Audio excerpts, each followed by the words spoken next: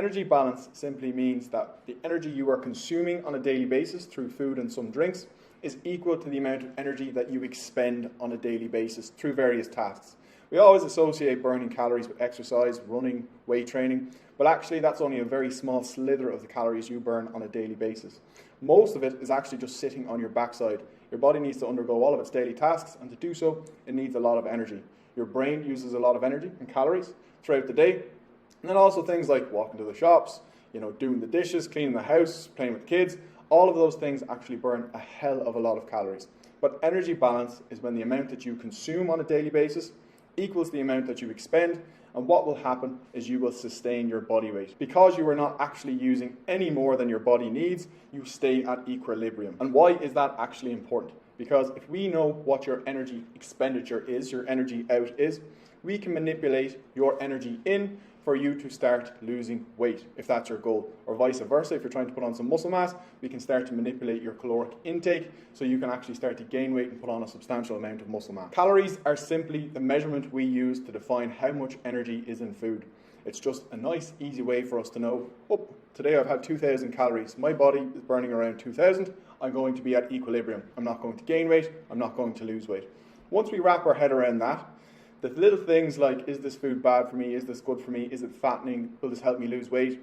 They kind of become obsolete, because at the end of the day, it's that bottom line number for you which is going to dictate whether you lose weight, sustain your weight, or gain weight. As I mentioned, your body burns a hell of a lot of energy every single day. We often associate it with weight training or going for a run, but actually that's only this wee slither of the total amount of calories you burn on a daily basis. Your BMR, on the other hand, your basal metabolic rate, is the amount of energy your body needs to undergo all of its daily tasks. So you're thinking, if you were bedridden, if you were literally just in bed all day for 24 hours, your BMR, this fella here, equates to about 70 to 80% of the total calories you burn on a daily basis, which is quite enlightening, because actually knowing that your body is burning most of its energy when you're just sitting on your backside makes things a little bit easier if you've missed a session or a run. You shouldn't feel guilty for it. The actual planned exercise you do on a daily basis is only equal to about 5 to 15% of your total calories expended. What other factors play a role in the amount of energy you burn on a daily basis? So we have TEF, your thermic effect of food. So when you eat food, your body actually needs to use energy to break that down. So that's about 10 to 15% as well. And then we have your NEAT, your non-exercise activity thermogenesis. This fella here actually burns a hell of a lot more calories than your planned exercise. And your NEAT is essentially all the daily activities you do. So as I said, picking up the kids, doing the shop, cutting the grass, cleaning the house, all of that stuff actually burns a hell of a lot more calories than your planned exercise. Knowing all of this whole pie chart here is the amount of calories you burn on a daily basis.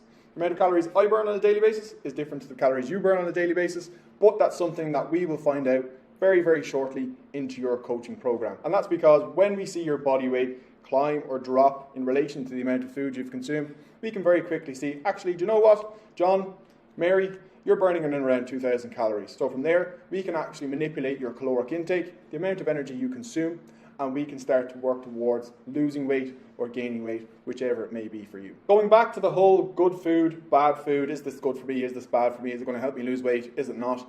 This will really drive the point home. This is John, this is James.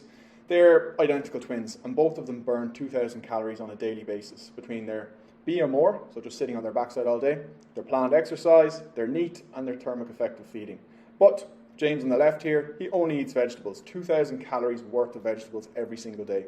John on the right here, he only eats Big Macs, McDonald's. What do you think happens to John and what happens to James? They're both consuming 2,000 calories on a daily basis, one through fruits and veg, one through Big Macs, but they also burn 2,000 calories a day. So when it comes to their body weight, both of these men will remain the same weight.